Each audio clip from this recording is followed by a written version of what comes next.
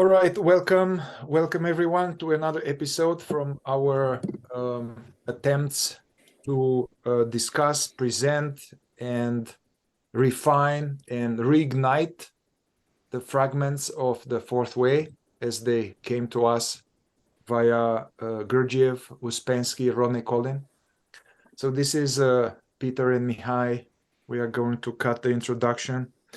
Below here, there is a playlist to the previous episodes we've done. This will be episode number 5, I believe, as well as a link to find, have access to Peter's books that are highly recommended on the fourth way, as well as fourth way hybridized with non-duality, and as well as where to find me and what I'm doing. So yeah, let's just get into it. And we're just pondering before we started to record is that I've been deeply interested in these teachings for about 30 years, like since I was 17. And Peter confessed that he's been interested in applying these teachings for 45 years. So we are not saying this to make ourselves look good. It's just that there's 75 years of us genuinely, from the highest part of us, interested in the truth, in the part of us that felt early on that there's more to life than what we see. There's more to life than this chasing happiness for objects. And somehow this system of ideas kept our interest. And although we have both went throughout the spiritual mountain, being interested in learning other methods, other teachings, other practices, like a lot. Somehow, we for me, I studied a lot of other teachings and other practices, both Eastern and Western. And as I was doing that, I was growing from it. And as I was growing from it, I could see that, oh, wow, what Gurdjieff said is true again, once again. What Gurdjieff said confirmed itself once again. So that's why we are back. And did you want to say something, Peter? No, I'm just enjoying your description. Yeah. It's very, very touching. Yeah.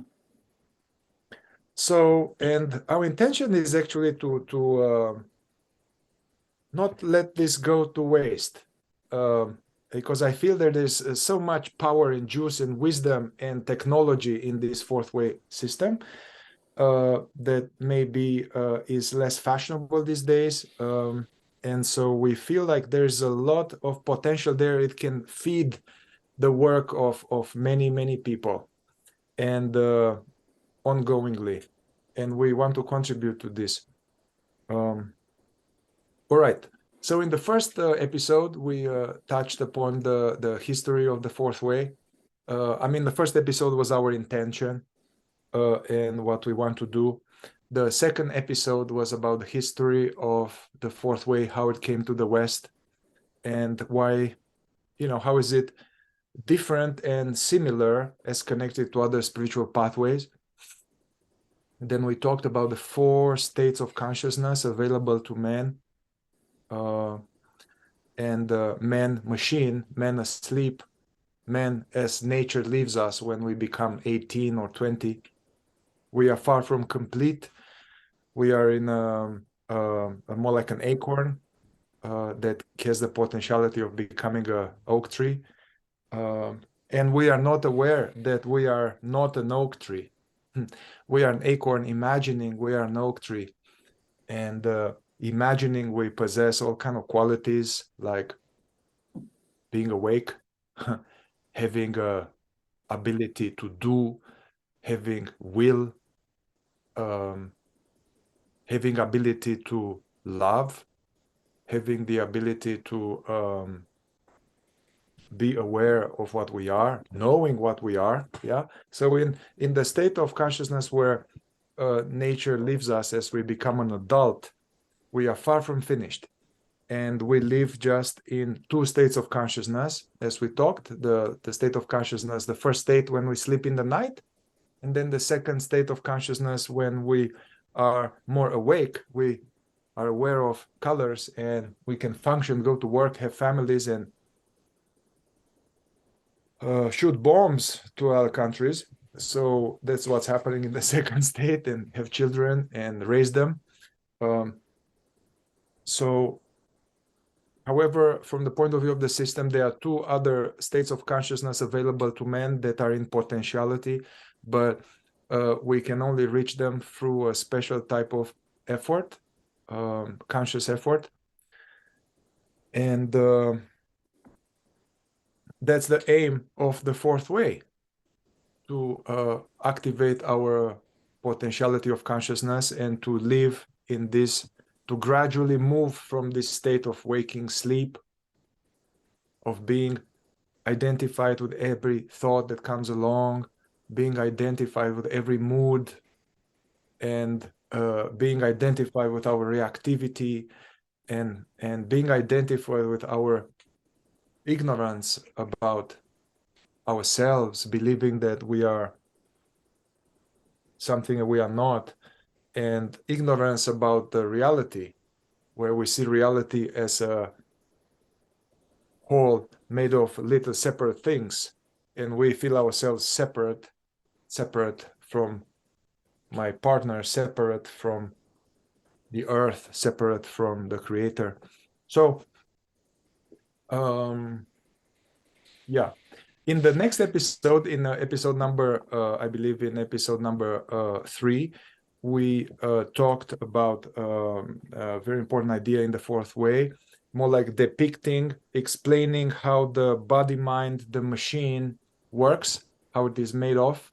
It's made of independent functions like the intellect, intellectual center, emotional center, moving center, instinctive center, and sex center.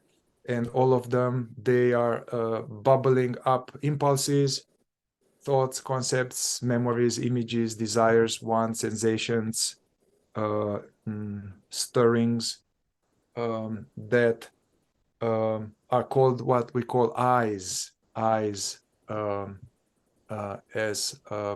letter I. And in the second state of consciousness, in the state of waking sleep, our true consciousness, our true self, that which is aware right now, consciousness is that which is aware right now, that which is hearing these words and aware of body and aware of sounds. Yeah. So in the second state, consciousness is pulsating at a low level, so it's unaware of being. Yeah, we are unaware of being.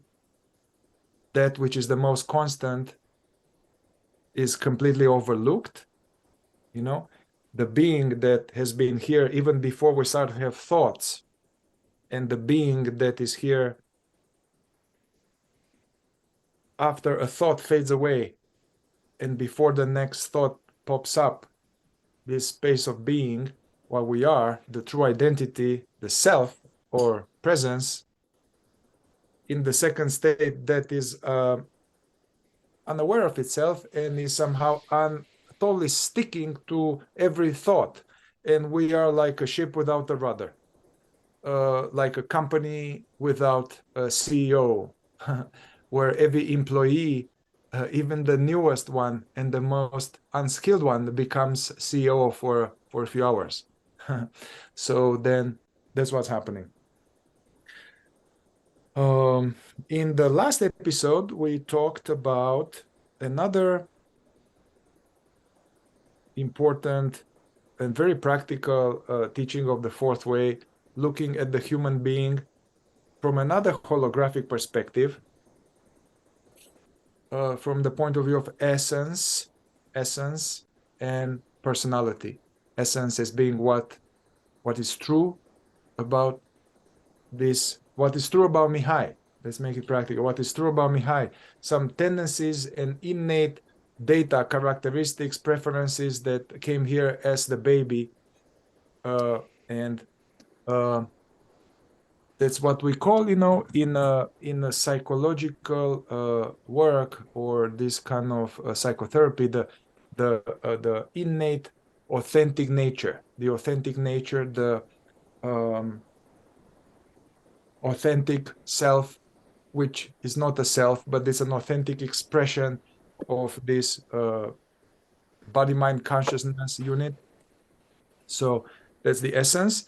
And then as soon as we are raised here in a society that is more like half asleep, and people are half asleep and in ignorance and traumatized, and they don't know themselves, and they are running these mechanical educational parenting programs, which are less than ideal. We are basically develop this kind of this accumulation of conditions and programs how to be and what the truth is about ourselves and the world. It grows this personality, like a mask, roles, and sub identities, some sense of being myself as being I'm a man, I'm white, I am the body, I am the body, I am the mind, I am not good enough, I am unworthy of love and care. There's something wrong with me. I'm rotten. I am better than you guys. I'm not lovable. All of these these are like some sense of identity, a sense of, it's not just a thought, it's a sense of identity, the sense of me. Um, that one is according to the fourth way and according to our observation, that is the false self, the imaginary self, imaginary picture of oneself that is not true. It's suffering and it creates suffering. So that's what we talked last time. And today we want to move the discussion forward and actually start talking about some of it's the most important method, the most important practice, method, direction, as well as goal in the fourth way, which is this term of self-remembering and self-observation. These are the tools, the practices with which we do everything in the fourth way. Any study, any application, any endeavor, anything we do, we ideally bring self-remembering, self-observation with it. So that's what we are planning to do today, elucidate this, self-observation, what it means, self-remembering, what it means, and how to do it or how to be it. We will touch also a little bit upon how are they correlated to other terms that other traditions use, like witnessing oneself, observing oneself, being present, mindfulness, self-inquiry, self-inquiry, self-abiding, self-resting, self-investigation. So somehow they're all connected. We'll talk about that. And then also we will hopefully have time to touch upon some core teaching of the fourth way, which is very practical, meaning to start observing obstacles to awakening in ourselves. Basically, Gurdjieff and Ouspensky, they were very helpful in a way that they would say, hey, you need to start. You need to start the work. You can't read this all the time. You need to start this work by observing certain mechanism, tendencies, habits in oneself, mental, emotional, kinetic, bodily habits, which whenever those happen, know that we are asleep. We are identified. So a way to become more awake is to study and interrupt our state of sleep. So that's what we are planning to do.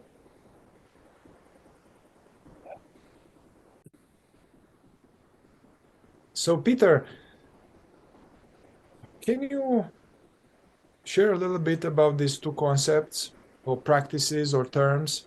and how they are connected, and yeah, what's the best way to make it practical, this term of self-observation? And observing what? Yes, this is kind of where we left off in our last talk about essence and personality. You know what, Mihai, I just had a thought. Before I go into that, I wanted to say something about your introduction. I wanted to add something, and that is that our part of our intention here also is we don't want anyone to assume, as Mihai once said at the beginning of these talks, that these are our ideas or that we've invented them or that we have completely mastered them or whatnot. These ideas were not invented, as Mihai said once, by someone sitting down thinking about all this and writing it down and coming up with a system of ideas. The theory is they came from higher mind, from a higher level of consciousness, and that they were transmitted, let us say, and in such a way that then someone elucidated them in written form or in systematic ideas. And we are simply honoring them and, in a way, doing what Uspensky and Gurdjieff were trying to do, so they said, which was to sort of open a crack and attract influences from higher mind and make a stronger connection possible between the people who are trying to do this work and those who, or that influence, that consciousness that has really made these ideas available. So this is a very powerful idea. Anyway, it means a lot to us, and I just wanted to underline that point. Back to essence and personality and self-remembering and self-observation. You could say that almost everything we can see in ourselves is personality. And so the value of studying these ideas is to be able to see ourselves as transparently as possible.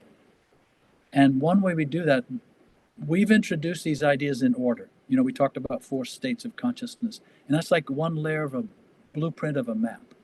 And then we talked about the 4 centers, and that's like another blueprint, another map laid on top of the first one. And then we talked about essence and personality. And then there's self-remembering and there are many other ideas, and they all exist on top of each other and inside of each other. And it's like looking down through a transparent glass with many glass layers and into our being and into the truth about the world also. And giving the mind a framework for understanding what is being perceived. And so that's what we were doing. We're just kind of introducing to you different layers of these ideas of the system. The goal is eventually for you to be able to see through all of them at the same time and distinguish, what am I seeing? Was that the moving center in myself? Was that personality or essence, my false personality? What state am I realizing I'm in at the moment? All of these things will begin to connect, and that's what we're trying to do. But with self-observation and self-remembering, the reason they're so powerful, one reason, is that self-observation means using all these blueprints, all these maps, to look at our being, look at ourselves as a human being, and study ourselves from the point of view of our psychology, our behavior, our mannerisms, our habits, the state of presence as it goes up and down in ourselves, to be able to see all of these things. And all of these tools are provided for the purposes of self-observation. Now, this is interesting, the word self-observation. It can mean many things. It can mean observing myself as I am, and it can also mean the self of awareness, observing myself as I am. And that's where it becomes self-remembering. So self-observation is sort of shining the light down through all these transparent layers of these maps, the fragments of the 4th way. And self-remembering is retaining awareness of looking while we're looking at things. as we move up and down in this map of our being, to remain conscious, as conscious as we can. That's more akin to what self-remembering is. Does that cue anything in you, Mihai? Yes. We are getting telepathical here. Yes. So self-observation. Also, what is observing? What is aware? What is witnessing? What is noticing? Yeah. So in my in my understanding, and also this corresponds to also fourth way as well as other non-dual teachings, is that only consciousness is aware. It's not the mind that is aware, it's not the body that is aware, it's not essence that is aware. It is just that which is right now and perceives. Yeah. So that whatever that is, we call it consciousness, we can call it Atman or presence, we can call it whatever, it doesn't matter. Actually, it's better not to call it too many things, because we the mind thinks, okay, I call this and then I know what this is. Just like I'm going about I was going hiking, and then it's like, oh wow, is this that's a poplar. Oh yeah, that's a poplar. Yeah. Got it. Yeah. Now I know it's a poplar, but that is not a poplar. That is a label that humans put. This is just a miracle. It's just this unfolding. The same way. Okay. So self-remembering, self-observation, self is that which is aware. Yeah, we don't even have to call it self. Is that which is aware. So I would say that self-observation is that which is aware of phenomena, is aware of our functions. Phenomena is stuff that come and go. Yeah, stuff that come and go, stuff that ever change, as Buddha would say. These are the many eyes. Actually, they are the thoughts, the feelings, the sensations, the emotions, the sounds, the sights. Yeah. So observing these functions, aware of functions. We are also aware of this aspect of my personality that is wants to look good. There's some aspect, some kind of identity is wants to look good and people to like me. It has a certain flavor and has a certain energy in a certain location in the body. I'm aware of this some sense of, we call in the fourth way, some sense of vanity, or wanting to be liked and admired and appreciated. Or I can be aware of this tendency in my psychology to be afraid to be real, and to be hold back and to hide in order to avoid conflict, or to hide my weakness in order to be seen as really special. Yeah, so I'm aware of some psychological pattern. That's self-observation. Yeah, consciousness is aware of a psychological pattern. Consciousness is aware of a certain emotion. Somebody cut me in front of a traffic, or a good friend from childhood actually lied to me and stole some money from me, and I feel some fire in my belly, and I am noticing these thoughts. How can it be? I trusted him so much. Yeah. So aware of so aware of psychological patterns, aware of functions, thoughts, feelings, sensation, and sounds, aware of relational patterns, aware of postures. I'm kind of this our days with the thing, and we are lost in the thing and staying like that. And then so I'm kind of, I know it's not good for me to be like that.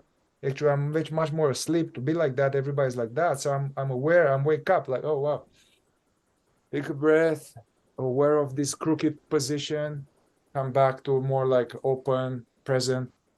So self-observation is kind of observing stuff, psychological stuff, emotional stuff, mental stuff, observing the machine stuff, observing other people's stuff.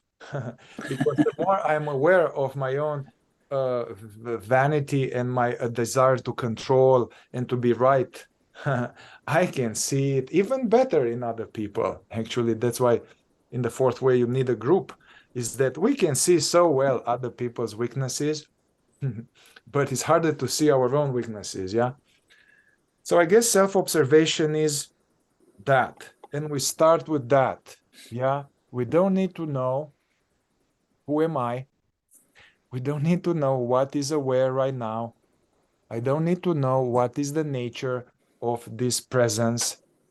We don't need to know all that. That's very important to go into that later, but we need to start already using this, whatever this is that is aware, to observe our basement, observe our house. You know, the body mind is like a house with 4 levels that is in disarray, and we start to observe the disarray.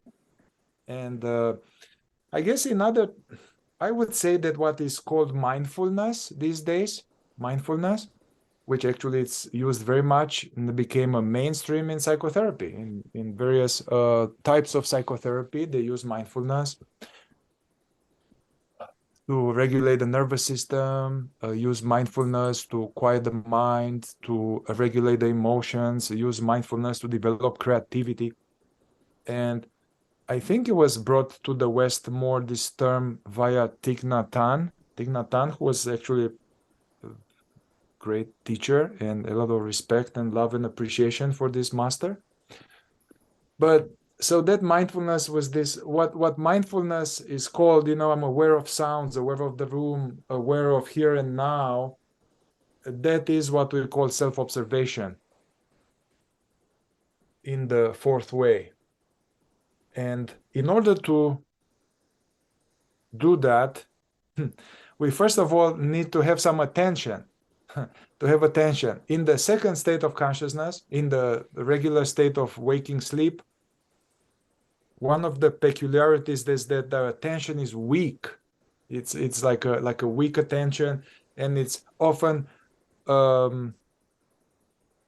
is lost quickly in something, meaning is sucked into something, into the phone, into the TV, into a daydreaming, into a daydreaming thought that was like, oh, did I say it? Oh, no, they don't like me. They don't like me. So now I'm churning. You know, attention is sucked into this negative imagination. Yeah. So in order to be able to observe what is here, we need to have more attention into the present. Yeah. I think that's we forgot to talk about this. We start with attention as being the currency of our conscious effort.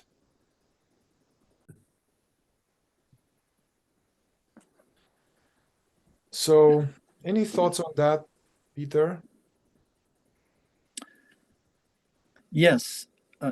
Just to come back to give a simple, concise distinction, which is self-observation is our consciousness, or observation by itself. Just when we observe things, we are aware of things. And using these ideas, what we're trying to do is bring more attention to this so that we become more precisely and knowingly aware of things when we observe them. And these things can be in the outer world, they can be in ourselves. But observation implies awareness of.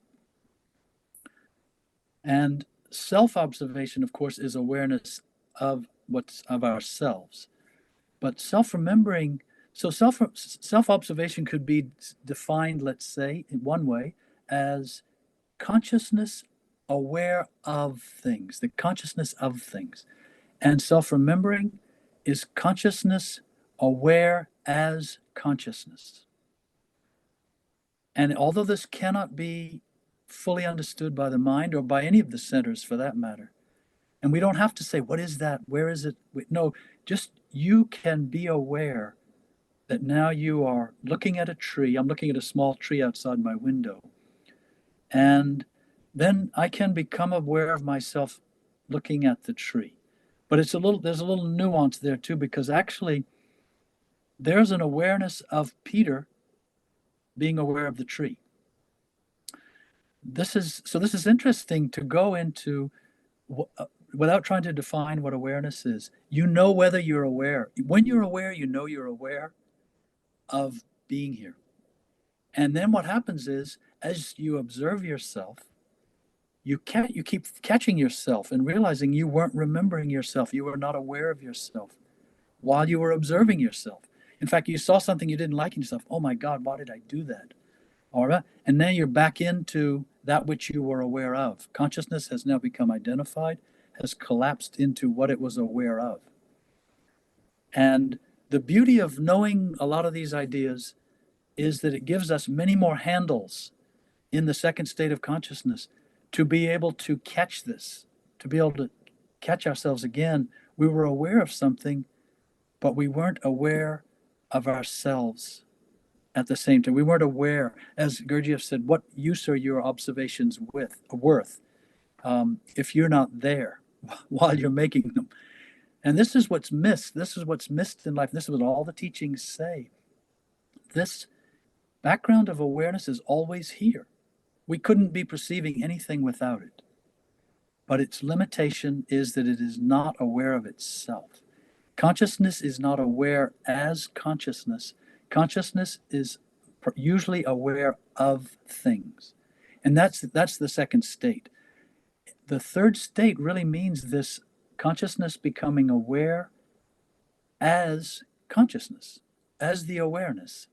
That's the threshold now into the third state. And that's the really pretty much you could call it the goal of all these ideas, is to keep bringing us back to that threshold in our being and to begin to see our life and live our life from that, a deeper level of awareness and a deeper, higher dimension of awareness. I can feel, even as I'm talking about it, though, too many words buries it, makes it intellectual or makes it instinctive, makes it physical or emotional. And it's none of those things.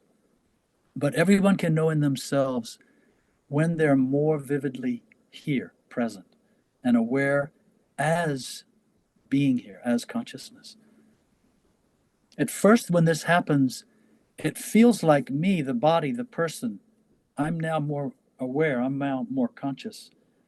And that's fine, that's the beginning, because another value of knowing about the centers, that experience of being more aware can have an influence on all the centers. And each of the centers, the intellectual center, the emotional center, the moving center, the instinctive center, will all adopt and appropriate this feeling of being more conscious, more aware for themselves on their own terms. This isn't a bad thing. This is a natural thing. Each center is trying to figure out what this is. What is this awareness? What is this consciousness? And so it tries to appropriate it on its terms. This is also something that we become aware of. We become more conscious of, seeing that as we're present, it actually creates an effect on the centers. A different kind of effect than our normal daily life does when we're not conscious.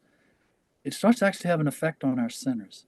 And one of them is the centers will each think they're more present. And that's a good thing. But there's more beyond that. But nonetheless, this becomes more material for self-observation. Okay, that's the end of my thought on that, Mihai. I don't know if you have. Yeah, I have.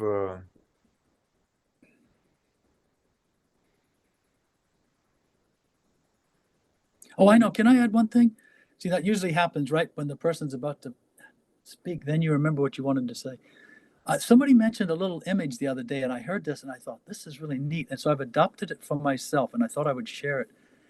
If you think of each eye, each thought, each impulse coming from the four centers is like a little lowercase I. You know, in English, it's just a little line, a little lowercase I, and then it has a dot on top.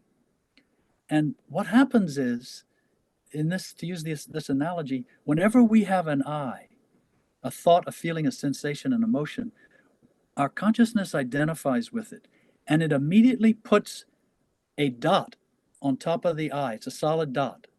And that means now it's me. This thought is now me. It's now, instead of it just going along with no dots, just thought, emotion, feeling, sensation, imagination, you see these little eyes, but they don't have a dot on them. As soon as we put that solid dot on top, it becomes me, I.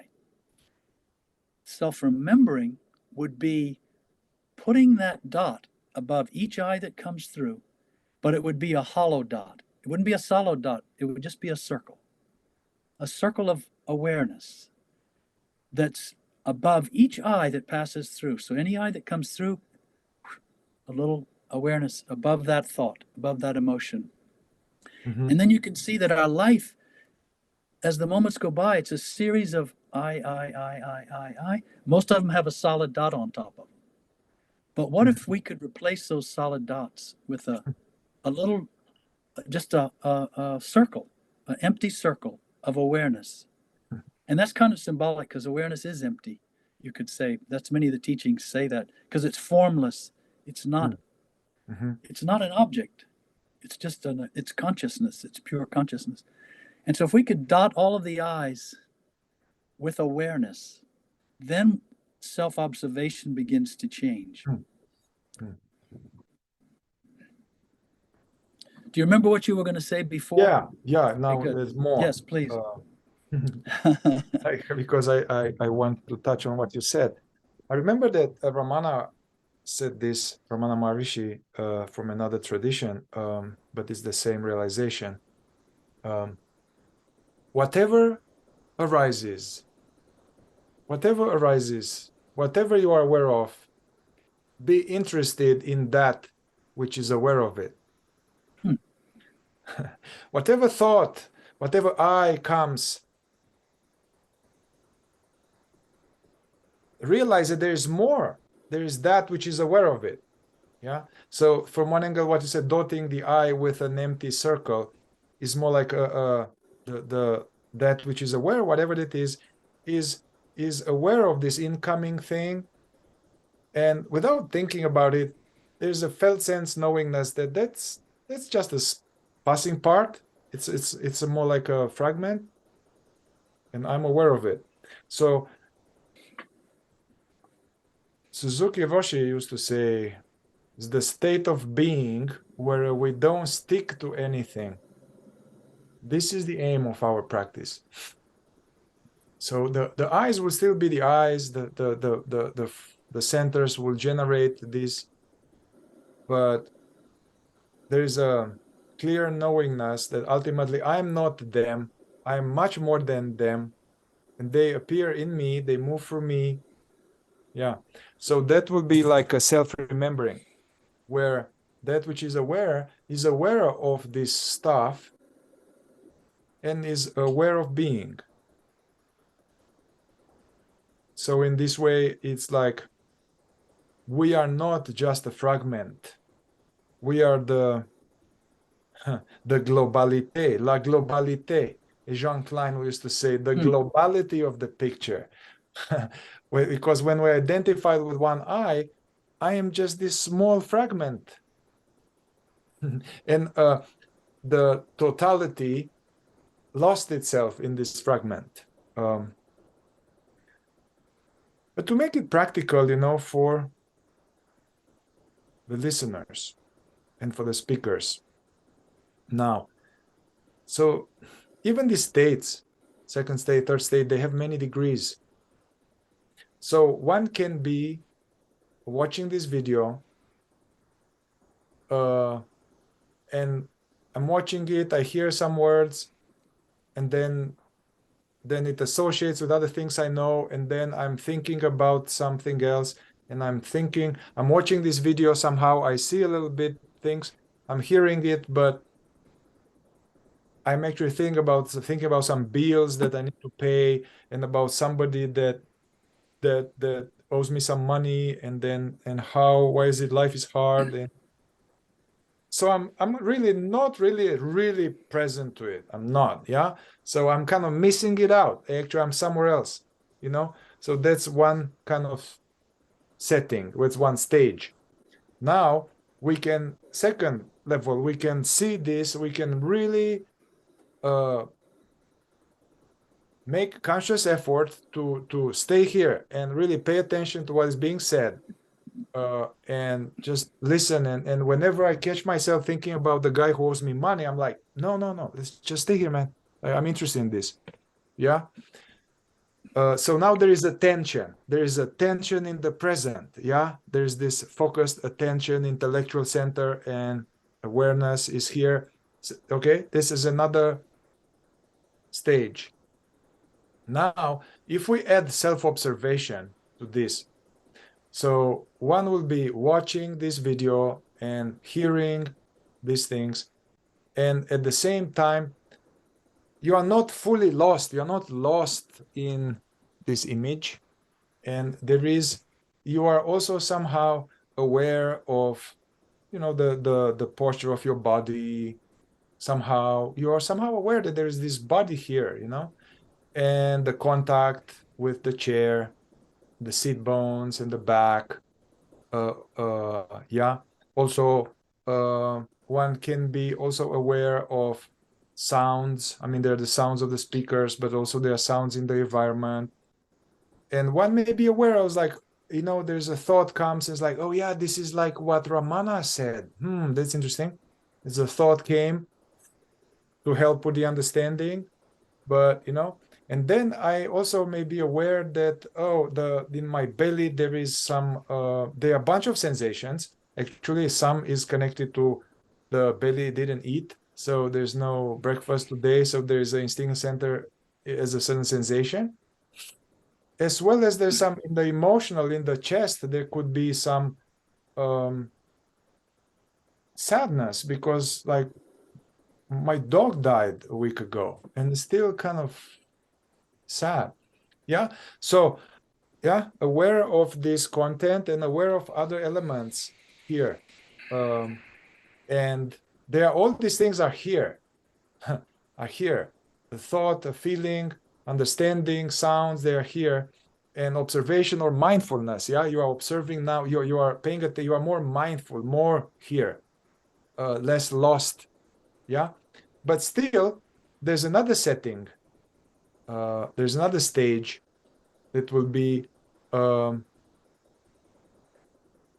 more advanced, so to say. So we are taking the stage we built on before. So, you're listening to this and aware of some commentary, aware of some feelings, aware of the body, aware of the temperature. And also, it's easier, I guess, as a listener. It's harder as a speaker, but it's not impossible.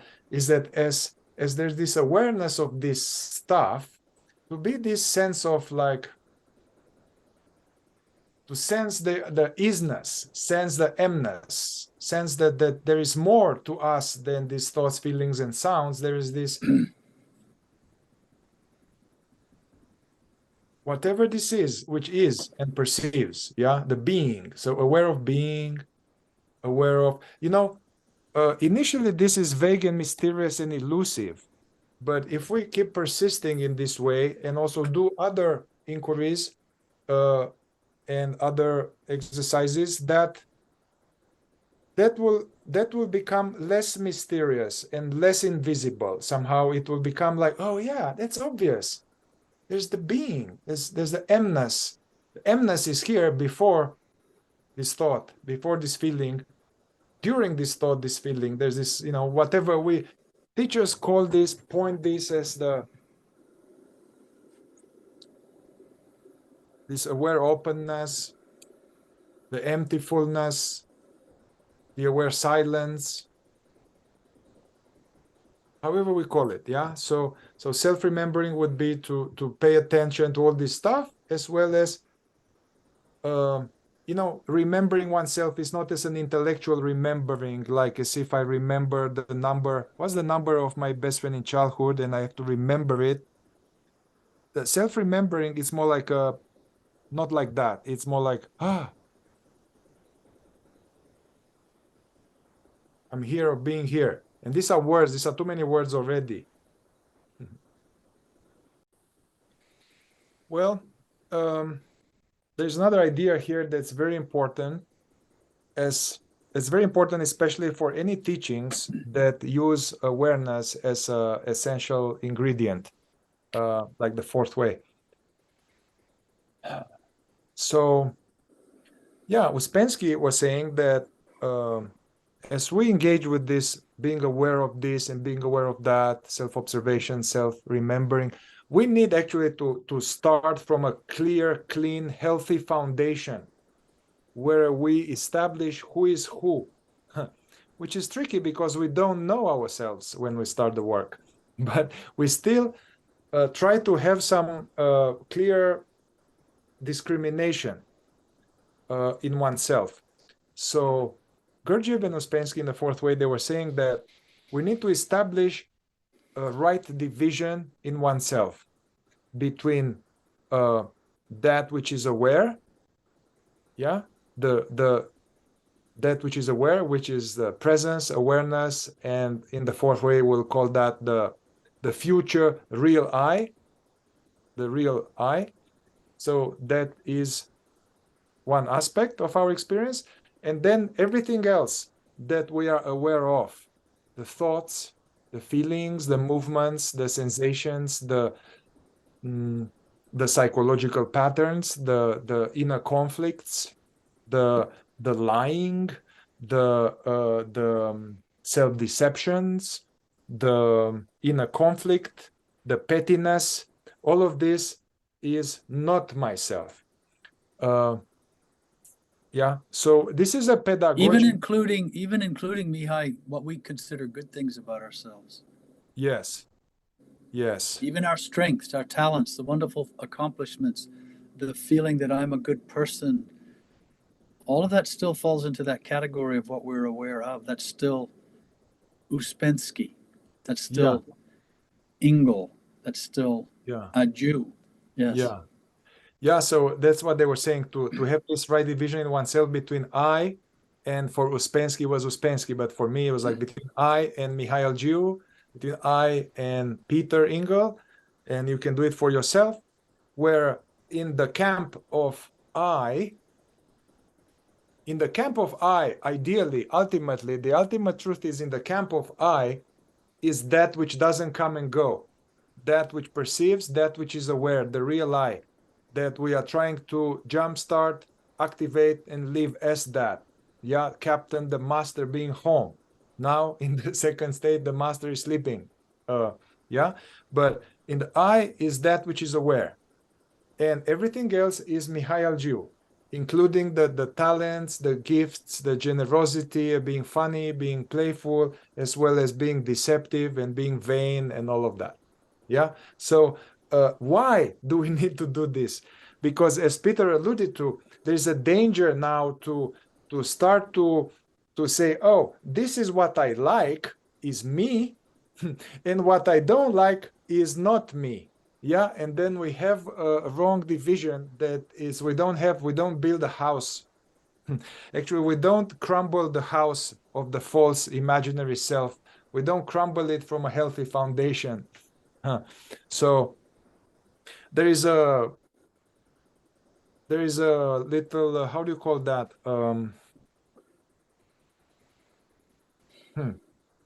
Well, Uspensky was saying that at the beginning we can include in the I, between I and Uspensky or I and Mihai, we can include in the I anything to do with these efforts to observe ourselves, anything to do with our efforts to remember ourselves, anything to do with the interest in the work and studying this information. So we can temporarily allow that to be there in the camp of I, the interest in awakening. Yeah, because that is to be trusted. Yeah, and then, so from this camp, we start to observe the sub-personalities, observe the eyes, observe these things. Later, in later stages of the work, then somehow we are going to, I don't know, maybe it's not relevant to talk about it right now, but later, basically, when the camp with I becomes a little smaller, it's just the I, that which is aware, and everything else is being witnessed, everything comes and goes. Yeah, so the essential unchanging reality remains by itself. You know, Mihai, I could add here too that this is an interesting distinction you're making, because we could say that in the camp of I, as you put it, ultimately I is simply consciousness without identity, it's not a sense of person, thought, emotion, nothing. And what we are observing about ourselves, all these things, that really is our false personality, our imaginary picture of ourselves as a person and as a feeling of I inside.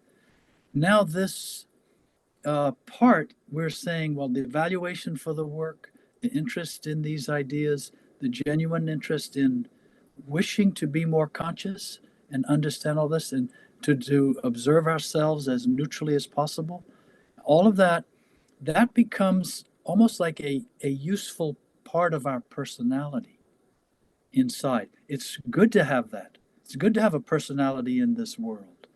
Mm-hmm. What's the detriment to us, and only to us, is when it takes on this false, imagined, conflated, positive and or negative image of myself that I carry into the world and project into the world.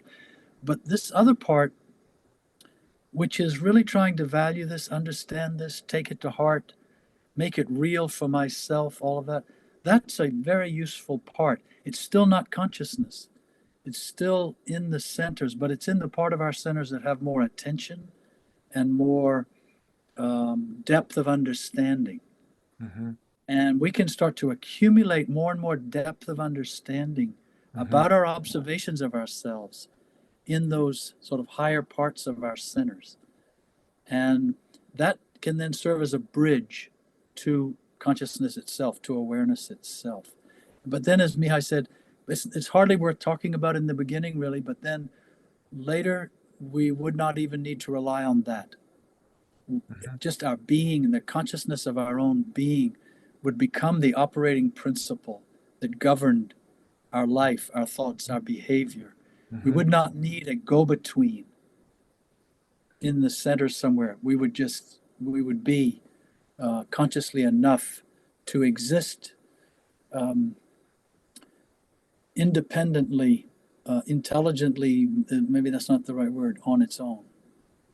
Because consciousness is asleep in us, and there may be flashes of it waking up, but to a large extent, for most people, it seems it's more a gradual awakening, a coming into focus of consciousness itself. And yet it very much relies on these handholds of understanding, of deeper understanding in us. Yeah. Yes, it's hard not to jump ahead so much. We're not, as Mihai said earlier, we've been doing this for many years, and there's so much we would like to say. And we sometimes I find myself having trouble because I know I can't just say everything. This is one of the difficulties I have when I write, is to want to compress everything into a statement about something to have it be true, and yet you have to go slowly. And another thing is, if that Gurdjieff would recommend, is when we are observing ourselves to go slowly. Only record something, say, that you're sure about. I'm sure that was the moving center. If you're not sure, don't worry about it. Only kind of put into your understanding the things you really are sure of for yourself. Can I see this in myself? False personality, negativity, moving center, intellectual center. I felt a little more awake this morning than I feel now, or I feel a little more awake now than I did this morning. What you can be sure of, trust that, go slowly, and focus on self-observation, because genuine self-observation with an understanding of why we're doing it will inevitably, it cannot but happen that it will lead to more self-remembering and self-consciousness. Yes. It's interesting. I work with people a lot and they have suffering, and I do this awareness-based somatic psychotherapy. Don't talk about fourth way at all.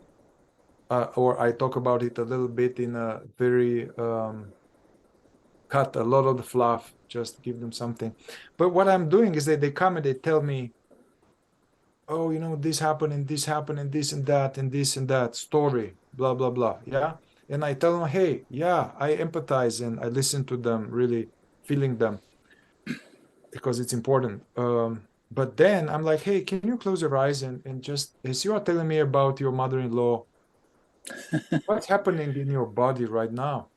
And so they say, oh yeah, there's this fire here, there's a fire and I don't like it. Yeah, so there's a fire in there and then I don't like this. So there's the emotional energies, maybe a bunch of emotions in there, and then there's the resistance to these emotions, and then the person is kind of doesn't like them. The consciousness resists it and it prefers to ooze this energy into the intellectual center to churn on these thoughts all day and take mother-in-law to mental court and all of that, how they are wrong and not right.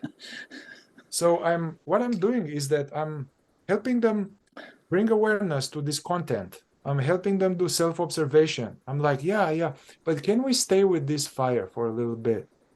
Just observe it. Can you let it be as it is? They're like, yeah. Okay, but I hate it. I don't like it. It's unpleasant. Okay, that's a thought. Can you see this thought as it is? I don't like this. I hate this. I hate this. Can we watch this thought? It's a thought. It's okay. It's okay to hate it. Can we watch this too? And so what is this fire here? Are you angry? Are you sad with her? I don't know. It's a bunch of stuff. No, I'm angry. I'm angry. Okay, so can we notice this sense of anger? Can we let it be there as it is? Yeah, okay. I'm actually afraid too. I'm afraid that it's going to be like this all my life. Oh, okay, some fear. Can we let this be here too? And what does this fear say? She will eat my liver all my life. I can't stand this. Okay, so you're angry now. Okay, can we watch this now? So basically I'm having people slow things down and go beyond the pain body that is being freshly squeezed in the head. I'm doing this as like a fresh squeeze juicer. But it actually comes from these energies and these stirrings that are subconscious. So I'm trying to have the person witness and be without going to the next one. So you have time to witness and allow and not squirm. In the second state, we squirm, meaning it's a non-clinical way of saying that we don't like to feel unpleasant emotions and we don't like to feel anything and we resist it and get rid of it going to the head. So yeah, I just came this wanting to share. But coming back to this, the right division in oneself between I and Uspensky, it's interesting that Nisargadatta and in a non-duality, they talk about this as the spiritual principle of neti tool, which is very important at the beginning of walking the non-dual path. Neti meaning that whatever I'm aware of, I am aware of it and it will go away. Am I that? No, I'm not that because it will go away. It goes away, but I don't go away. I, as that which is aware, remains. So neti is some kind of applied self-observation with the right understanding that this that comes, this thought, this feeling, this pattern, I'm aware of it. Therefore, I'm not it. It will go, I remain. Yeah, so this is like some applied attempt to not identify. Yeah, to keep not identifying, to de-identifying the subject, that which perceives, from the object, that which is being perceived. And they recommend this very much in non-duality at the beginning. They recommend this very much on the fourth way. Even this thing, self-inquiry, it's called, like using the question, which it appears in the fourth way too. This question, what am I? Ask oneself this question with the mind, what am I? Where am I? what is aware, and not accept any labels, any thoughts, not accept any mind content. Whatever comes, it will say, oh, I am divine presence. Okay, well, that's a thought. I'm not a thought. To whom does this thought appear? To me. What am I?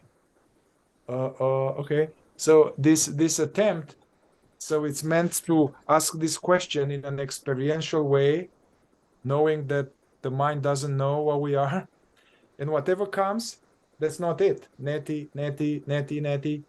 So the same thing is this right division in oneself between I, that which is aware, and Mihail Jiu. Now, I want to say this very briefly and then forget about it. Maybe some friends of mine from non-duality, they will now object to this. They will say, dude, but now you have a whole other separation now between me and not me, between awareness and the pattern of Mihai. So you have now separation again. And so we are talking about non-separation and non-duality. Everything is one thing. Now you are telling me to practice this separating myself from oneself. What is this? You see, that's a good question. But what they say, even in non-duality, is that this neti is a pedagogical tool that is used at the beginning or initial stages of the path only in order to achieve this clear understanding that the subject is not the object, that the thoughts, feelings come and go, but that which is aware of it doesn't come and go. So to diminish this state of trance, of being lost in the experience, we use neti and the right division in oneself to pull ourselves from the experience. We identify the presence of this aware witnessing as unchanging and unaffected by any emotion. That which is aware hasn't been hurt by any trauma I experienced. Yeah, unchanged, unscathed, undisturbed, unmoved. Yeah, so that helps us to identify the essential nature. Yeah, so that's important. Now, many people go into, now I'm doing this all my life. Now I'm doing this all my life. I'm not this, I'm not that, I'm not this, I'm not that. So that will be a mistake, because as one is getting this intellectual as well as experiential clarity, that the content goes, but the subject remains, as this is really chewed, felt, and done, then we can abandon this distinction and we can go more like to the tantric understanding that, yeah, this thought is not me in a way that comes and goes, but this thought is me in a way that is made of consciousness and it appears in this consciousness. But this, that's why sometimes people come to me, they haven't taken the first step and they are debating with me on the second step.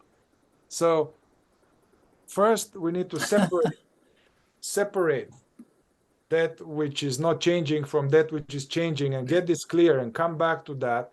And later we are going into the next realization that actually God is all. Because something else, Mihai, I think this is beautiful the way you've described it. And I like how it relates the two systems of thought, the non-duality and fourth way, because as you were speaking, I was thinking the reason for this separation, it isn't really, what you will discover is it's not actually a separation. It is simply the diminishment of identification. So we are so identified in the Eastern teachings traditionally, they use the word attachment. And the word identification in the context we're using it it's a central part of the fourth way language. But it means attachment. And it means consciousness becomes aware of something, and in the process of becoming aware of it, it attaches itself to that which it becomes aware of. And then the result of that is a sense of identity related to what is seen. This is particularly true about in ourselves, our thoughts, emotions, sensations, movements. So there's now this attachment which becomes identification. And now consciousness is lost in its own manifestation. And this other all is one is true, that everything that's happening in us is also a manifestation of consciousness in different forms, in psychological form, in physical form, in the form of behavior, in the form of it's all a manifestation of that, but it's hard to see that from the second state. Yes. But so the separation is not actually two things. It's not actually meant to be two things. That is how it is experienced at first, as two things. And that's how the mind interprets it. But the goal is not simply to have a separation. The goal is for the identification to disintegrate. And now everything becomes one. And so then you no longer are afraid of an I when it appears. Oh my God, that's what a terrible. No, it's like, well, there's another manifestation maybe related to how the instinctive center isn't feeling good. And so it produced this kind of weird daydream or thoughts about a person. It all becomes simply a manifestation of consciousness through the form of a human being on earth. And there's nothing wrong with any of it. All the system is saying is the sin, the thing that's wrong is consciousness is attaching itself to all these things and concluding a sense of identity, a sense of me, a sense of person, a sense of separate self, as some of the non-dual teachers will say. So again, it comes back to, that's why I like, instead of I want to be separate, it's more, no, I just don't want there to be identification. And then what happens is all the identity was in the thing we are aware of. And the less identified we become, there's less and less and less identity, a sense of identity in what we observe in ourselves. And all of that energy that was being spent in the form of identity, it is returned, you might say, breathed back in as awareness. And it's recognized as all being awareness or consciousness, just manifesting in all these different ways. And for the most part, without being conscious of itself.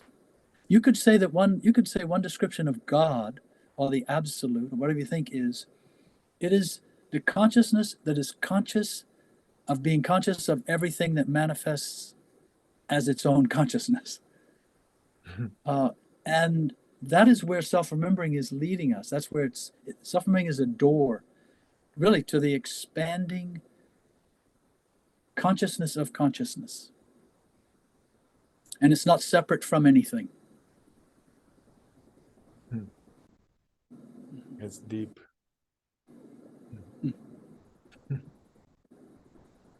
But again, it's the mind that creates this division. And it is a useful division in the beginning. It's not a bad division. Yeah, it's interesting. It reminds me of, I was studying with Francis Lucille. And he will do this guided exploration of the body where we'll discover these energies which were, maybe there's some sense of subconscious energies which create a sense of identity, like there's a unworthy one,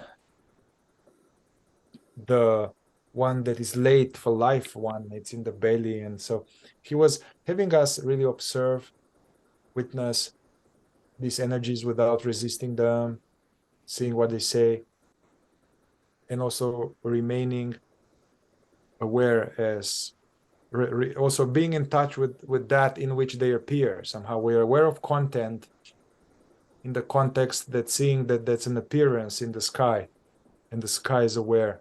So this cloud of energy in my chest or in my belly that's unpleasant, that is being resisted, it appears in this awake sky. And the exercise was to stay as this aware sky, not fight this unpleasant cloud. Anyway, and at the end, Francis will say something like, and whatever is left there, notice that there's no me in the feeling. The feeling is in me as this aware background. Yeah. Now there's still some feeling there, but now there's no, you see, there's no me in the feeling. That me. And you know what? Yeah. This is going to lead into later. Mihai talks about negative emotions. Yeah. This is what we're describing too is one side of what the transformation of negative emotions means. It doesn't mean changing the energy for the sake of changing the energy. It means removing the identification. Now there's no longer a sense of identity in that feeling. Mm-hmm. And that will immediately changes the feeling, yes, but that's not the transformation. The transformation is what's happening with the consciousness that has now extracted itself from the feeling, in this case, a negative feeling. But it's true of everything, extracting itself from each eye that tries to take it, extracting itself from each sensation that tries to lure it in as a sense of identity. Transformation is consciousness withdrawing itself from its own manifestations back to its source as itself.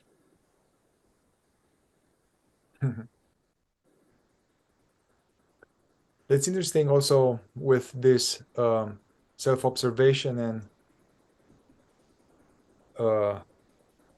self-remembering.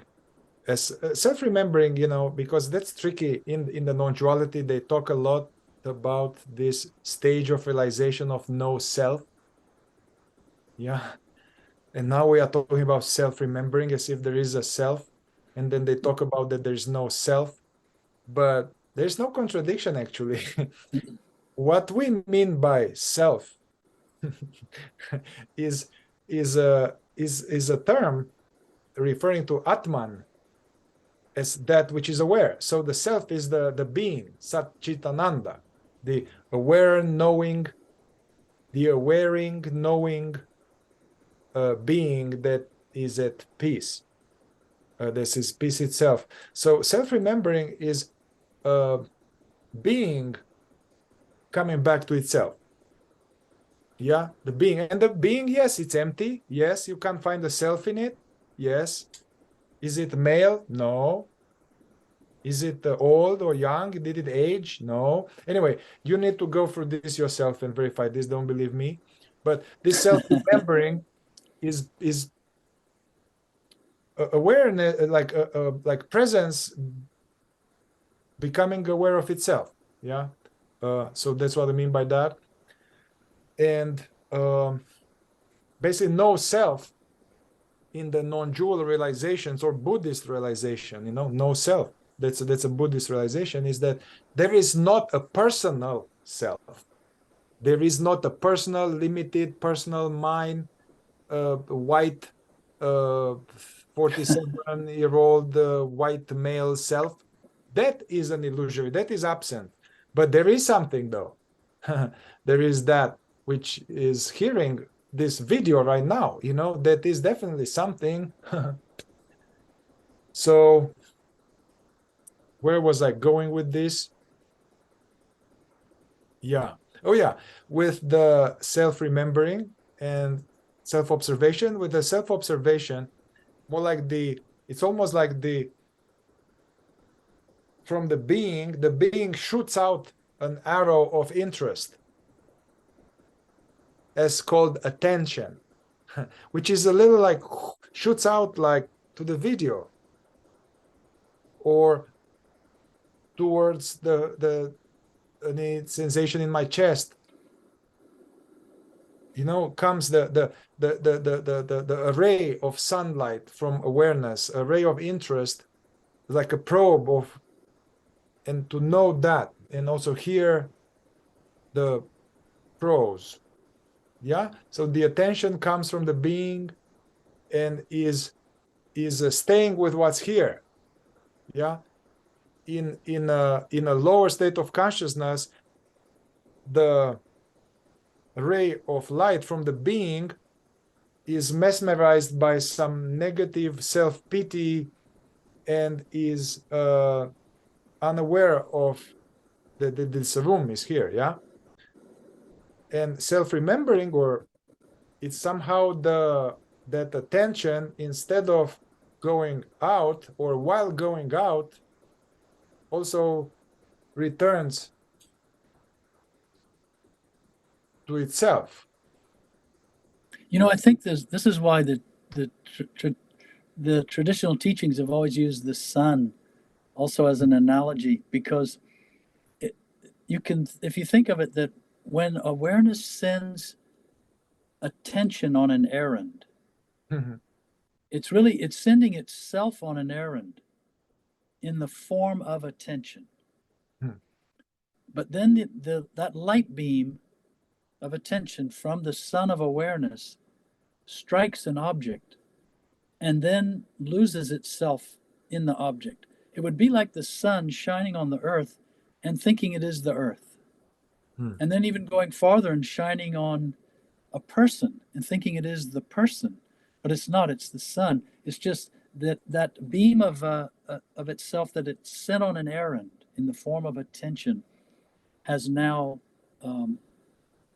lost awareness of its source and is attached to the thing itself. So think of the sun shining all the time, and let's say the sun is in the second state. Hmm. In effect, the sun would think it was all the planets Hmm. in its solar system. It would not be aware of itself as the sun. And actually, the sun is the entire solar system. It's not just that ball of fire. It's all this emanation of light and all of these forms of life in the solar system. It has given birth to, it has manifested as, it has created as a manifestation of itself. It's all of those things. And yet, self remembering could be seen as a beam of light, of attention, turning around and shining its own light, which it is, back to the source and riding those light beams back to the sun. And nothing's lost in that process. The solar system remains, we remain, my thoughts, emotions, they all remain. But now this attention has been transformed back into what it had originally come from, which is consciousness or awareness. And now imagine the sun conscious of itself as the entire solar system. And of course, that source from which the light is emanating is a critical factor, and it is a thing. And it's none of the solar system could exist without that, obviously. And yet, all of the solar system is it. Mhm. Yeah, we started wanting to talk about some other things, and look where we are, Mihai. Yeah. But you see, this is beautiful because this is what it's really all about. This is everything ties to this, to consciousness, awareness, becoming less identified, not losing ourselves in our thoughts, in the four centers, understanding what is the sun in the second. If the sun had a second state of consciousness, what would it be experiencing it to be experiencing? Mm. So we're relating to the states, we're relating to the centers in ourselves. Yeah, personality is sort of like maybe all the colors in the solar system, and essence is the energy that enables all those colors to radiate and reflect and manifest. That just came to me. I don't know if that's even accurate, but all of these things tie to consciousness and being more conscious. And that's what the fourth way is, just another system, another set of blueprints Mm-hmm. trying to enable us to, not for us even to realize this in ourselves, but for this to realize itself within us. Mm-hmm. That's interesting. We were planning to touch on this self-observation and self-remembering, and then uh, in the fourth way, they speak about like, hey, learn this, try to learn quickly how to apply this, and then this is like your microscope or your observatory. This is your now technology with which you observe, and also we are trained what to observe: the functions, false personality, essence, and how to observe. And we are planning to go into in some area. The fourth way, they say, in order to be more awake, you need to observe your sleep. And the sleep has certain particular characteristics. So, yeah. And so we are encouraging the fourth way early on to observe the so-called obstacles to consciousness, which are so-called manifestations that happen when we are in the second state. And simply by observing them and simply by observing them, they diminish. And some of them, they need to be dropped. Yeah. So we are not just remembering ourselves and observing kind of generally, globally, but we have to observe certain aspects in ourselves, because those aspects, they keep us in a low state of consciousness. Yeah. So there was a plan to do it. So to explore the obstacles like, the so-called imagination, identification, inner considering, the expression of negative emotions, lying, and unnecessary talk. SIPS talks to obstacles, and we are going to do that. But I would rather not do it now this time in this talk, and maybe just to finish with something practical. The problem is that we talk about these things, to observe ourselves and remember ourselves and this or that. But the problem is that we forget. We forget all the time, all the time. Even if we read these books and watch videos, and we are still, the natural state is of forgetfulness. So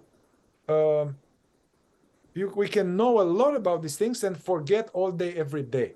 So an important part of this work is to create in oneself a mechanism of reminding oneself, creating in oneself a mechanism that is like creating alarm clocks and various things to be that wakes us up. We create a mechanism that wakes us up in order to remember about this work.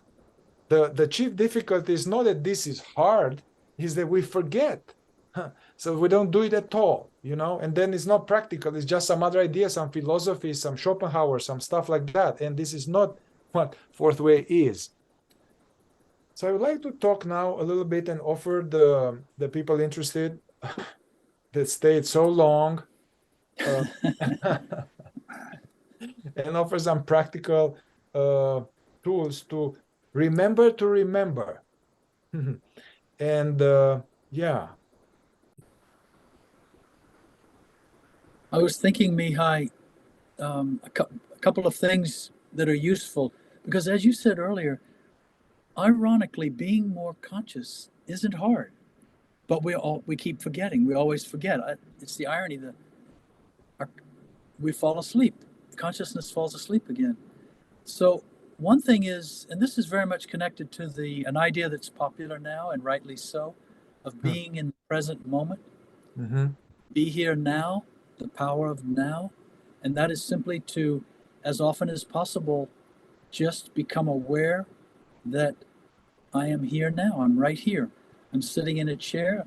I'm seeing what's out the window. There's a laptop computer in front of me. The lamp on the table. Simply being aware of being here now.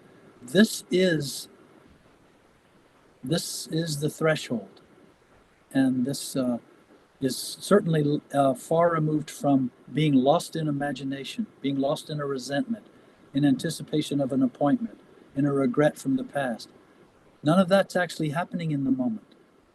But physically what's going on right here in this moment is, and we can use that. Another thing I think is quite valuable, especially for someone who's by themselves, working by themselves, let's call it.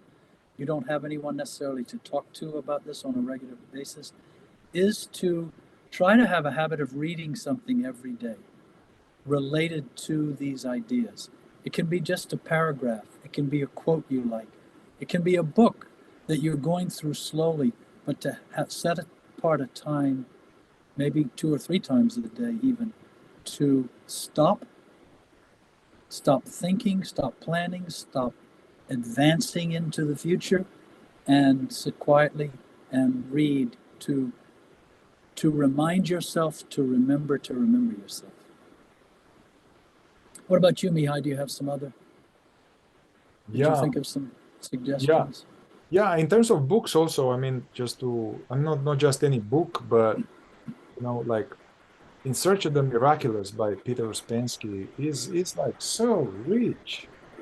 I mean, I was reading yesterday, and this is a book that's why I'm in America, because I read this book. That's why I moved here. It changed my life. And I was 17, and now after 30 years, I don't know, I opened page 152. It was just rich with so much practical wisdom. That book is a higher knowledge embedded in this. So it's an alive book, especially if you understand more about this, what we're doing now, and you try to practice, it becomes an alive book. It will vivify you, as one of our colleagues would say, Noel. It will vivify you. And so, yeah, like In Search of the Miraculous, or Psychology of Man's Possible Evolution by Peter Uspensky. Anyway, any system books like from Gurdjieff and Rodney Collin, reading this, putting some time in the morning and just reading this and then contemplating with it, that will give you, for the ones who are interested, the fourth way is not for everybody. This is serious work for a long time. This is for a serious aspirant. But if you are that person, and we are interested to find these people, then you will feel it like, oh, wow. Yeah, so it will inspire you, give you the emotional juice, energy to kind of, even to start thinking about these ideas. You are thinking along the lines of waking up. This is helpful. Definitely, I love this this sense of like an animal, man, like a tiger, like an elephant. They are just walking there, relaxed, alert, present. I know that they don't have the intellectual function, so they don't have this past or future, mourning their last, whatever. And oh, my stripes are not right. What if my stripes are not good enough? They don't have that. I get it, but they are like there. So, we kind of lost that, and we are in a sub state. We are living in a sub state. And they don't have this same capacity. Yeah. There is consciousness manifesting through them in their instinctive centers and their moving centers. But human beings this is what's so unique about being a human being. These other faculties, the intellectual center and the emotional center, and this, we are like this rare vessel. I don't know how rare in the universe, in creation, but it seems certainly very rare that there's the capacity for consciousness to become aware of itself through a human being. That's where it would begin. We're like this container. And inside this container, awareness can start to focus itself, gather itself, recollect itself, become aware of itself, and to the point where it would not need the container anymore. But many human beings are empty containers, and that seed doesn't flower. And so, yes, look at the animals, look at the rocks, look at the trees, look at the cars, the concrete. None of that has the capacity to be aware, for the awareness to be aware of itself. Where I live, there happen to be many deer. They actually walk in the streets here in Monterey. They come in the backyard, and sometimes I'm within 3 feet of them, and I will just look at them. And I look at them, and they are looking at me so intensely. This big brown eye, just looking. And I keep looking at them, and I look at them, and I realize they, as an animal, are aware of looking at me. But the consciousness in them is not conscious of itself. And this is the miracle of being a human being. I've gotten a little off track of, but even realizing this and appreciating this can help you want to remember more often. Yeah. To be present, to be conscious. Yeah, at the beginning is like we start from an intellect. It's a little abstract. There's some longing in the heart. There's some mystery. There's curiosity. But as we engage in this work, it has to have a perfume. It will have a perfume. It will be feel good. There will be as an emotion, as a side effect of being more conscious of oneself and of what's here. There's like a goodness, you know. All right, but coming back to the animal, although we have the capacity as a human animal being spirit to have self-consciousness, we are in a sub-state that we don't have. So basically what we are suggesting here, this kind of animal way of being, to be more vividly there where we are, aware of the senses, using the senses as anchors, yeah? Because to see, to hear, to sense the body. See, hear, sense the body, and continually observe the tendency to go somewhere else, some other time, you know, and then come back to see, hear, feel the body, and spend more and more time in this kind of, we don't need to think all the time, guys. The thinking is overrated. Thinking is a function. So actually another exercise would be to take a little mini break, you know, and stop the thinking, stop the doing, and just take like 2 or 3 breaths and be here, see, sense the body, and staying without thinking. Yeah, you know, non-conceptual awarenessing, you know, wordless presencing. Yeah, even for like 3-5 seconds. And, you know, so that is very good. Now, if you can add this thing, okay, hear, see, feel, take a mini break. Also, scanning, what's the state of my body, you know? So that's self-observation. What's the state of my body? What's the state of the energies? What's the state of the emotional body? Yeah.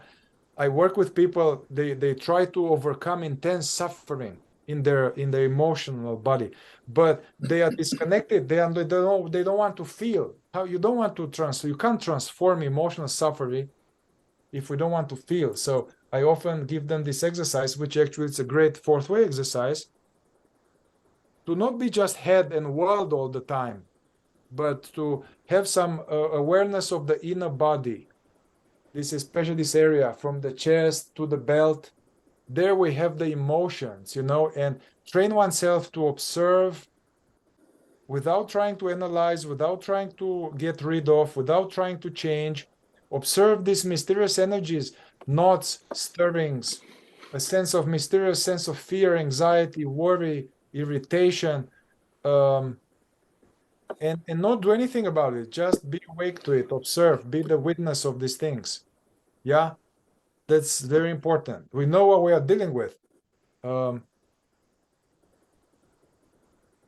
I just had the image as you were talking, Mihai, that the system is true of any teaching, but I'm thinking in this case of the fourth way system. It's like we are trying to hand over to someone a very complex telescope. It's a combination telescope and microscope. Yeah. And it has many working parts, and there are many ways you can adjust the lenses. And sometimes it you're has looking at something. has some inbuilt stuff where it tells you what to watch. It has some setting for this galaxy or for Yes. this river already. Yes. Yes. There it's already sub settings. Yeah. Mhm. And sometimes we're looking at something in microscopic detail about ourselves. And at another time, we're zooming out and we're actually looking into the galaxy almost. So it's a very complex combination microscope, telescope. It's probably some other things too. It can even take pictures of what we see, and we can record these images and keep them, study them, compare them. But the key thing of all, as someone once said, a telescope is of no use without someone behind it. And so self-remembering is, as another person said, look from where looking looks. So as you're observing yourself and you're using this, learning to use this instrument of the fourth way system, to remember that the whole point is to be looking from where looking looks, to be the looker behind the telescope. Mm-hmm. I wish I could think of another practical Yeah.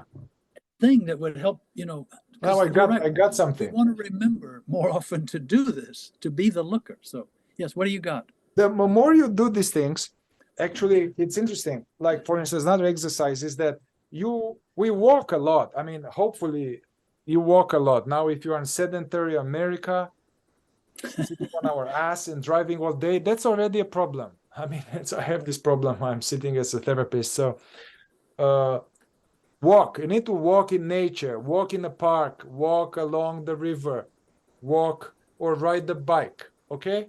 Something that is very good for the body anyway, for the moving instinctive center, clearing the mind. All the monks of past traditions, they were not just sitting on their ass praying, they were working in the garden, they were weaving baskets, they were engaged.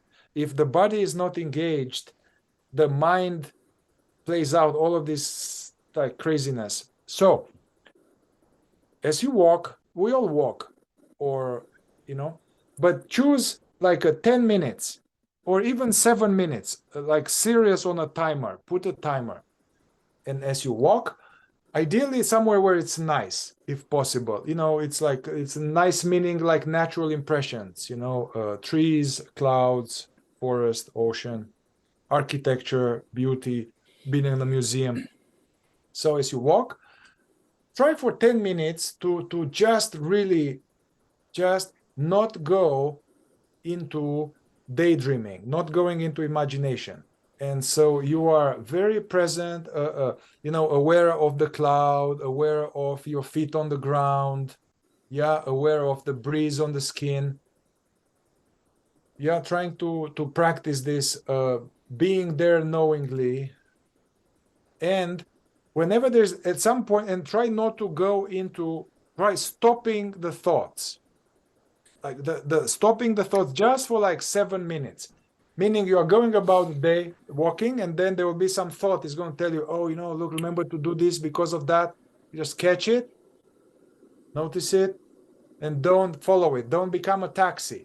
Drop it, come back to being aware of what's happening, thoughts, feelings, sensations, sounds. Stay present. Another thought will come, notice it, don't go along with it. Yeah, this is just 7 minutes, 10 minutes on the clock, then stop it, just drop it. Don't do this all day, every day. The idea is not to not have thoughts. The thoughts are not the problem. What's the problem is that this disease of having excess thoughts and our conscious awareness being veiled and hypnotized by it. Yeah. So by struggling for a few minutes with that, you practice not identifying with every thought that comes along, and it jumpstarts this conscious presence. It jumpstarts.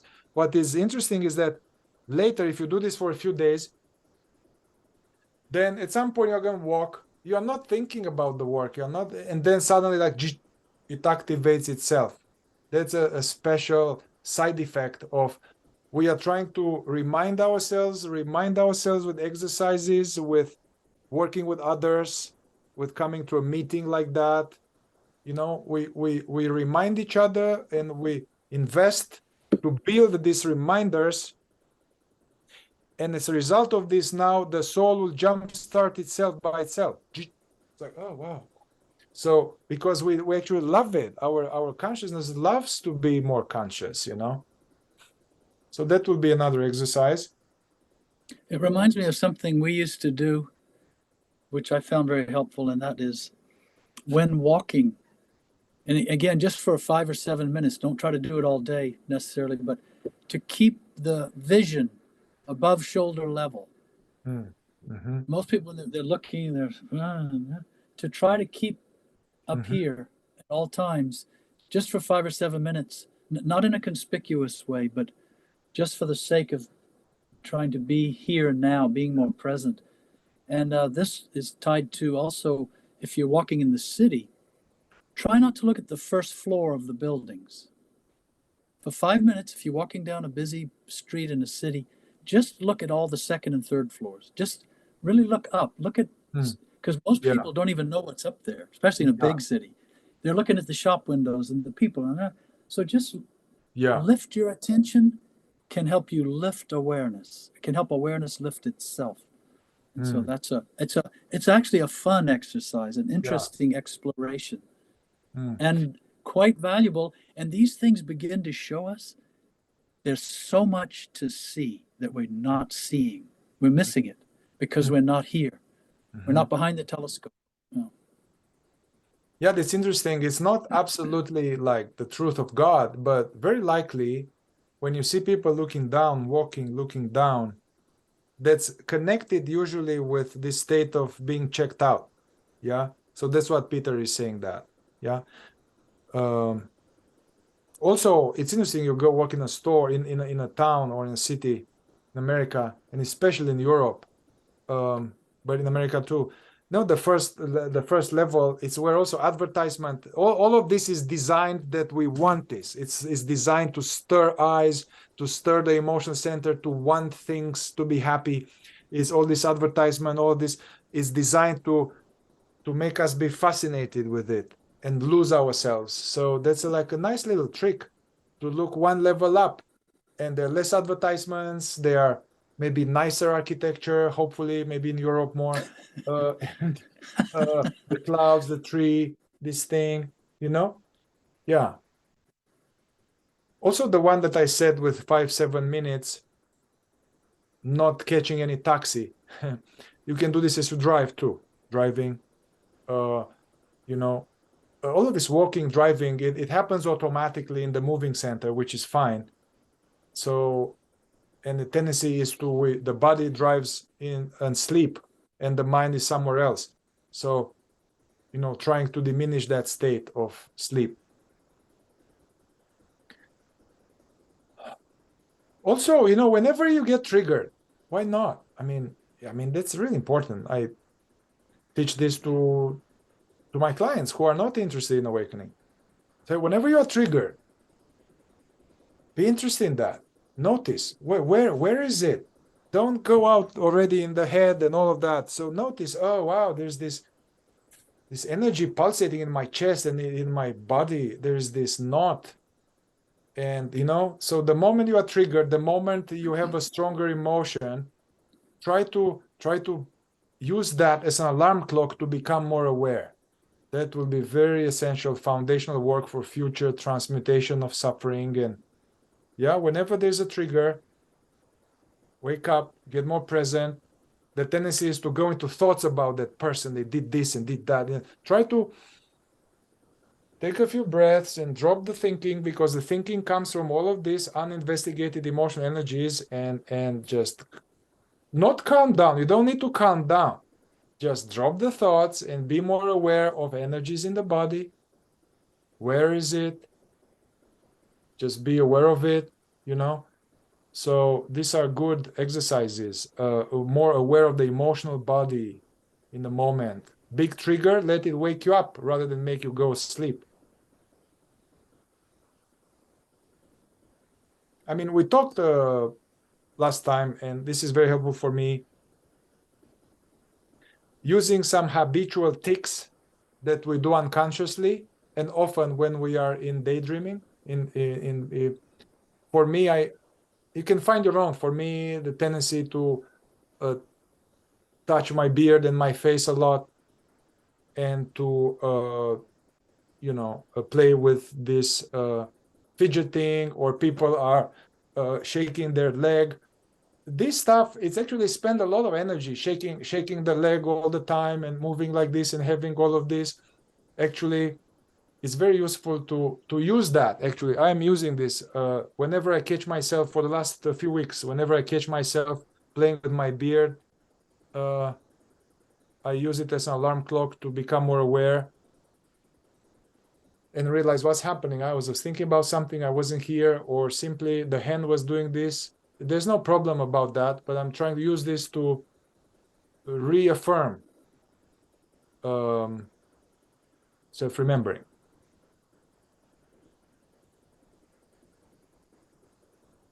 I think we can stop here, Peter, and reminding people that this serves as a intellectual knowledge foundation in the video format or audio format. But we are soon at some point in the near future engage in a few months fourth way module where we are going to get much more experiential and like work together with homework from week to week, exercises from week to week. And actually this body of knowledge we put here is to help with that, to be some updated, refined, contemporary commentary on the fourth way, in addition to those masterpieces of books from Gurdjieff, Uspensky, and Rodney Collin and others.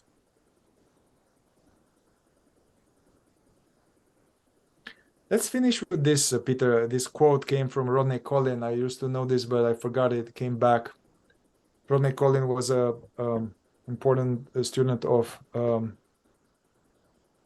Uspensky, and he brought the work to South America.